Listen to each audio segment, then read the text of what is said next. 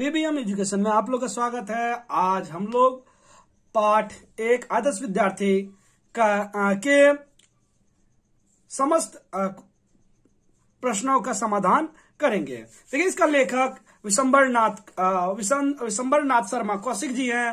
Page number 35। सर्वप्रथम हम लोग करेंगे वस्तुनिष्ठ प्रश्न। देखिए, वस्तुनिष्ठ प्रश्न में है निम्नलिखित प्रश्नों के सही उत्तर विकल्प चुनिए। लेखक किस दिन खिलौने खरीदने बाजार पहुंचे? देखिए, लेखक जो थे बाजार किस दिन गए थे? तो देखिए, होली का दिन था कि दीपावली का दिन था कि दशहरे, इनमें से कोई नहीं। तो देखिए, जो सही होगा वो लगा दीजिएगा। देखिए, ये तो आप लोग देखिए इसमें लगा दीजिएगा दीपावली का दिन होगा, दीपावली का दिन लगा दीजिएगा। लेखक को किस बात पर आश्चर्य हुई? नवयुवक के साहस पर, बाजार में खिलौने की बड़ी बड़ी दुकान देखकर, नवयुवक के हाथों में साधारण आकार की डालियां देखकर, इनमें से कोई नहीं। देखिए, जो है नवयुवक के साहस पर आश्चर्य हुआ। लेखक किस महीने में अपने पुत्र को स्कूल में भर्ती कराने गया था? देखिए, जुलाई का महीना था, जुलाई के महीना में गया था। उसके बाद देखिए कि नवयुवक कितने रुपए मासिक पर अध्यापक का पद प्राप्त किया? 200 रुपए, 100 रुपए, 50 रुपए, इनमें से कोई नहीं। तो देखिए, 200 रुपए होगा तो ये 100 रुपए में लगा दीजिएगा। 100 रुपए होगा, सॉरी 100 में लगा दीजिएगा। अब देखिए है कि आदर्श विद्यार्थी किस प्रकार की कहानी है? तो आदर्श विद्यार्थी जो है एक समाज में घटना है, सामाजिक घटना पर आधारित। आप लोग को देखिए, सामाजिक बोलता है और मनोवैज्ञानिक। पौराणिक कहानी तो होगा नहीं और इनमें से कोई होगा नहीं। तो देखिए, अगर हम लोग मनोवैज्ञानिक और सामाजिक में देखें तो कहीं ना कहीं समाज में घटने वाली घटना है तो इसको सामाजिक पर लिखेंगे। कई लोग मनोवैज्ञानिक भी लिखते हैं क्योंकि ये मानसिक की कहानी है। तो देखिएगा, आप लोग स्कूल में जो बताएगा वो लिखिएगा अधिकतर, लेकिन सामाजिक कहानी होगा। देखिए, निम्नलिखित प्रश्न का उत्तर दीजिए। निम्नलिखित लघु उत्तरीय है। तो 1 नंबर, एक नवयुवक को बाजार में खिलौने बेचते देखकर लेखक के मन में क्या प्रतिक्रिया हुई? देखिए, लेखक के मन में क्या प्रतिक्रिया हुई? देखिए, ये लिख दीजिएगा कि एक नवयुवक को बाजार में खिलौने बेचते देखकर लेखक के मन में यह प्रतिक्रिया हुई कि कैसा नवयुवक है जो इतने बड़े बाजार में खिलौने बेच रहा है। मतलब कि थोड़ा सा खिलौना था तो वो उन्हें लग रहा था कि इतना बड़ा बाजार है और उसमें ये 10-15 खिलौने लेकर बेच रहा है। तो उनके साहस पर उनको क्या हुआ, थोड़ा सा आश्चर्यचकित हुआ। इसीलिए उनके मन में जो है अंतर्द्वंद चलने लगा। देखिए, नवयुवक की किस बात पर लेखक को आश्चर्य हुआ? देखिए, एक तो इसमें 2 आंसर हो सकता है। एक आप लोग ये भी लिख सकते हैं। देखिए, एक ये लिख दीजिएगा, नवयुवक ने जब कहा कि जी नहीं जी, अभी तो मुझे नौकरी करना नहीं है, जब आवश्यकता होगा तो आपसे कहूंगा, तो लेखक यह सुनकर आश्चर्यचकित हो गया। ये भी लिख सकते हैं, नहीं तो और आप और आंसर लिख सकते हैं कि इतने बड़े बाजार में जब वो खिलौना बेच रहे थे उनको देख करके वो आश्चर्यचकित हुए। दोनों में से कोई भी एक लिख सकते हैं आप लोग। अब देखिए, 3 नंबर, लेखक द्वारा नौकरी खोजने में मदद करने का प्रस्ताव देने पर नवयुवक ने क्या कहा? देखिए, लेखक ने जब बोला कि आप नौकरी कर लीजिए, नौकरी करने के प्रस्ताव पे वो क्या बोलते हैं? देखिए, नवयुवक खिलौने नवयुवक ने कहा कि अभी तो उसे नौकरी की आवश्यकता नहीं है। वो बोला कि नौकरी कर लीजिए, बोला नहीं, मुझे अभी नौकरी की आवश्यकता नहीं है, जब होगा तो आपको मैं बता दूंगा, इतना ही कहा था। अब देखिए, 4 नंबर, नवयुवक खिलौने बेचना छोड़कर क्या बेचने लगा? अब देखिए कि नवयुवक बार बार खिलौने लेके आता था, तो खिलौने जब वो बेचना छोड़ दिया तो क्या बेचने लगा, इस विषय में बताना है। देखिए, लिख दीजिएगा, नवयुवक खिलौने बेचना छोड़कर कागज, पेंसिल, कलम, नीब, दवा तथा होल्डर इत्यादि बेचने लगे, इतना ही लिखना है। 5वां नंबर देखिए, नवयुवक दशहरे के दिन चिंतित क्यों था? नवयुवक जो था दशहरे का दिन चिंतित क्यों था? देखिए, लिखिएगा, नवयुवक दशहरे के दिन चिंतित थे क्योंकि उनके पिताजी की मृत्यु हो गया था, घर से खर्च आना बंद हो गया था। अब आगे की पढ़ाई कैसे करेंगे और इसी विषय में सोच सोचकर वो बहुत ही चिंतित थे। इतना ही लिखना पर्याप्त है। अब देखिए बोधमूलक करेंगे हम लोग। निम्नलिखित प्रश्नों के उत्तर दीजिए। देखिए एक नंबर है, लेखक नवयुवक को देखकर क्यों महसूस करता है कि यह साधारण व्यक्ति नहीं है? क्यों महसूस करते हैं कि वो एक साधारण व्यक्ति नहीं है? देखिए इसमें सर्वप्रथम क्या होगा कि लेखक नवयुवक को देखकर इसलिए महसूस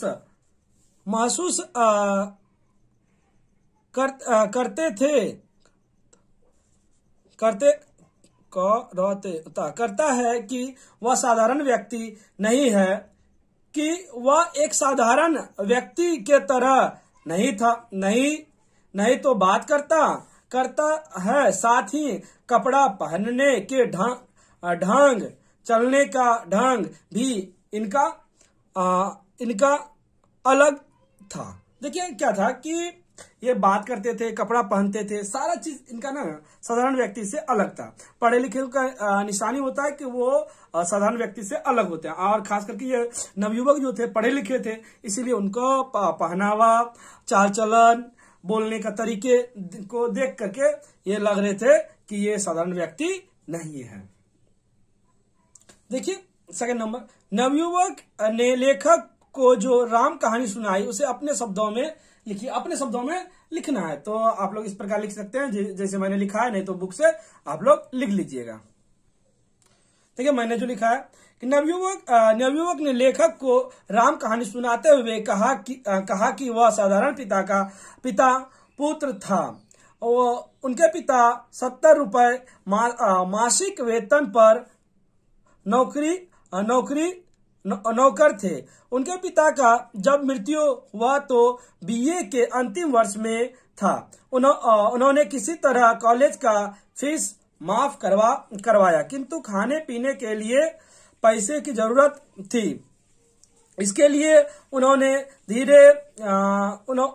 पहले मिट्टी के खिलौने बेचे, फिर धीरे धीरे उन्होंने दूसरे काम करने लगा और इस तरह उन्हें कॉलेज पूरा किया और धीरे धीरे बीएड पूरा किया और वह वर्तमान समय में शिक्षक बनकर विद्यालय में आए। इतना ही लिखना पर्याप्त है, चाहे जिसमें आप लोग और लिख सकते हैं। उसके बाद देखिए है कि आदर्श विद्यार्थी, तीसरा नंबर, आदर्श विद्यार्थी के किन्हीं 2 चारित्रिक गुणों का उल्लेख कीजिए। 2 चारित्रिक गुणों का आप लोग उल्लेख कर सकते हैं। देखिए मैंने किया है, जो आदर्श विद्यार्थी को अपना काम समय पर करना चाहिए, क्योंकि समय बहुमूल्य होता है। एक आदर्श विद्यार्थी को समय पर पढ़ना लिखना, खेलना कूदना चाहिए। आदर्श विद्यार्थी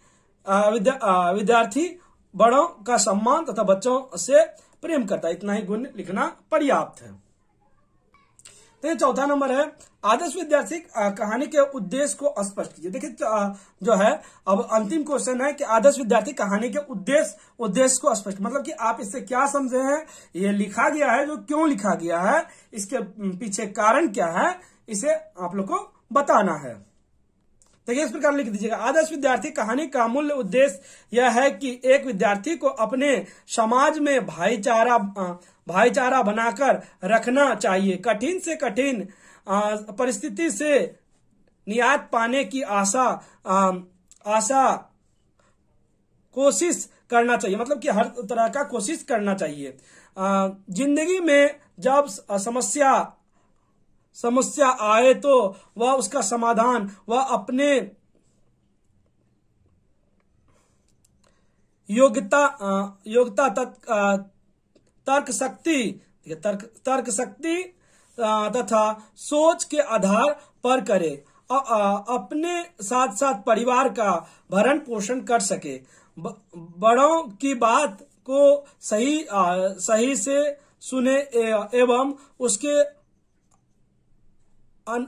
अनुरूप चलने का कोशिश करना चाहिए। इस पाठ में एक आदर्श विद्यार्थी को किस प्रकार अपने समस्या का समाधान किया जाए यह बताया गया है। लेखक ने जिस प्रकार चुनौतियों का सामना किया उसी प्रकार हम लोगों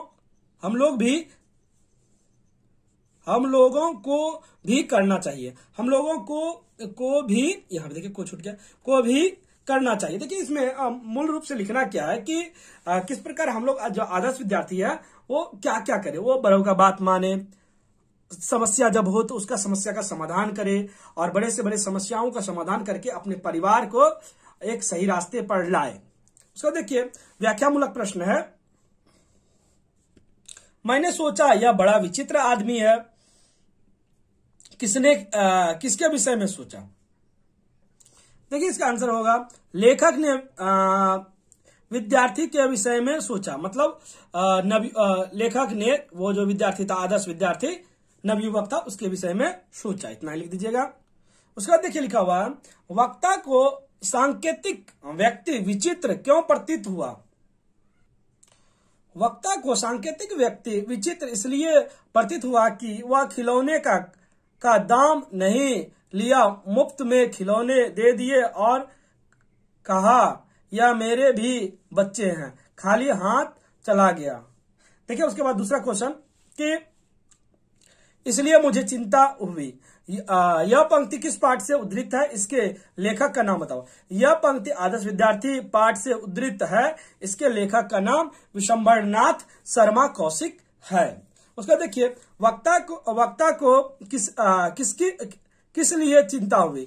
वक्ता को इसलिए चिंता हुई कि वह बहुत दिनों से आदर्श विद्यार्थी को नहीं देखा था, उसे लग रहा था कि कहीं बीमार तो नहीं पड़ गया, शहर में वह अकेला रहता है। मतलब कि उसको लग रहा था, अब देखिए एक तरह से उसका लगाव हो गया तो इसे बहुत दिन से वो नहीं देख रहे थे, तो उनको लग रहा था कि कहीं बीमार ना पड़ गया हो, तो अपनापन हो गया था, इसलिए उन्हें चिंता हो रही थी। देखिए उसके बाद है कि भाई ईमानदारी से पैसे कमाने में कुछ शर्म नहीं है। देखिए जब लेखक नवयुवक शुरू में काम करने लगा था तो उसके जो कॉलेज के सहपाठी थे वे लोग कहा करते थे भाई ये क्या कर रहा है, तो लेखक ने जवाब दिया कि देखिए कोई ईमानदारी से काम करने में किसी बात की शर्म नहीं होनी चाहिए। तो यही लिखा हुआ देखिए किससे कहा, आदर्श विद्यार्थी ने अपने दोस्तों से कहा। इतना ही लिखना पर्याप्त है।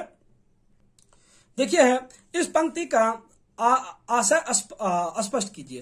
देखिए प्रस्तुत पंक्ति का आशय है कि हमें ईमानदारी से काम करके पैसा कमाने में किसी प्रकार का शर्म नहीं करना चाहिए, ईमानदारी से पैसा कमाना चाहिए। इतना ही लिखना पर्याप्त है। इसमें लिख सकते हैं कि ईमानदारी से पैसा कमाने में किसी प्रकार की शर्म नहीं करना चाहिए, शर्म करने से कोई पैसा नहीं देता है, तो इसीलिए जो भी आप काम कर रहे हैं उसे अच्छे मन से कीजिए।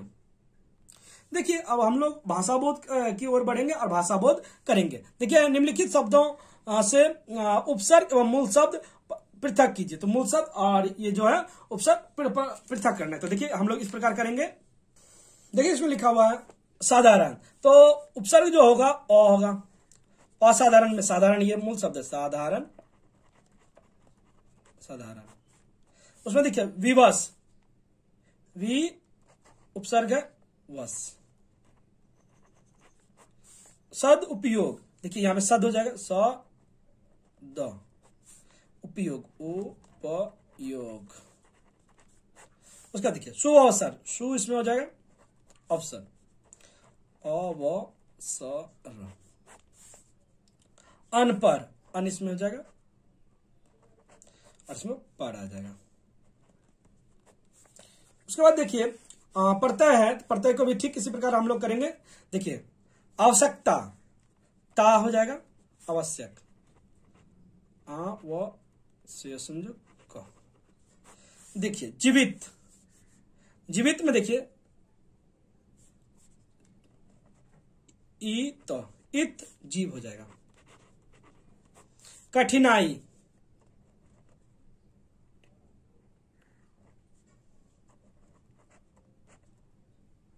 आई और कठिन हो जाएगा कठिन। अब देखिए व्यापारिक, देखिए इसमें छोटी ई को तो व्यापार हो जाएगा, व्या इसमें आका पाकर रहो व्यापार। उत्सुकता, ता हो जाएगा उत्सुक लिख दीजिएगा। देखिए उसके बाद कि विलोम शब्द है, अधीर है तो धीर लिख दीजिएगा धीर। अशिक्षित शिक्षित, नित्य अनित्य, जीवित अजीवित, अजीवित हो जाएगा। उसके बाद देखिए कि वाक्य में प्रयोग करना है। धंधा लिखिएगा, कोई भी धंधा छोटा नहीं होता है। कोई भी धंधा छोटा नहीं होता है। देखिए दूसरा है कि व्यवसाय, व्यवसाय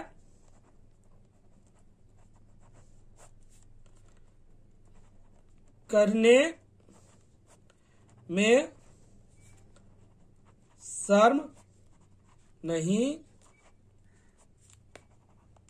करना चाहिए।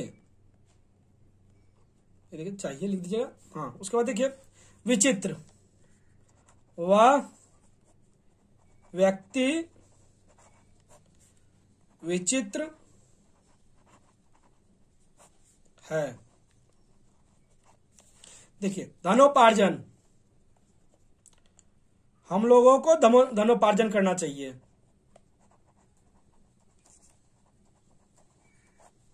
को धनोपार्जन करना चाहिए।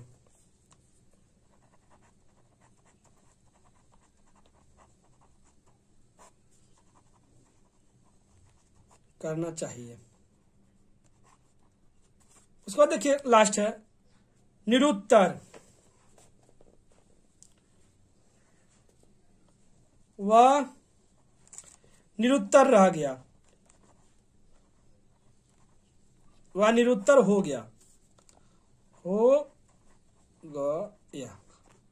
देखिए इस प्रकार हम लोग का क्लास 7 का पूरा समाधान हो गया। अगर देखिए इससे पहले मैं 2 कविता का क्वेश्चन आंसर अपलोड कर दिया हूं। अगर आप लोग नहीं किए हैं तो वो भी कर लीजिएगा।